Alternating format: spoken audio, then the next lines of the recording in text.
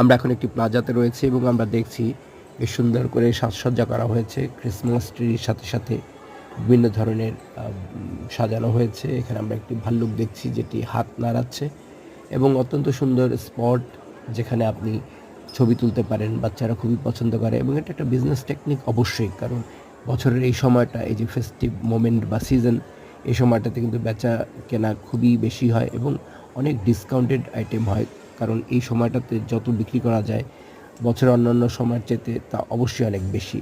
সেজন্যই বিভিন্ন প্লাজা সেজেছে বিভিন্ন সাজসজ্জায়। এবং আপনারা জানেন খুব বেশি দিন বাকি নেই ক্রিসমাস আসার, কিন্তু ক্রিসমাসের পরেও কিন্তু আরেকটি ফেস্টিভ্যাল আসছে, সেটা হচ্ছে চাইনিজ নিউ ইয়ার, যেটা কিনা 29শে জানুয়ারি শুরু হবে। এবং চাইনিজদের জন্য চাইনিজ নিউ ইয়ার একটি বিশাল উৎসব। আমাদের যেমন ঈদ, কোরবানি ঠিক তেমন, বা দুর্গাপূজা ঠিক তেমন। এবং আগামী বছরটি আসছে সাপের বছর, সেটা খুবই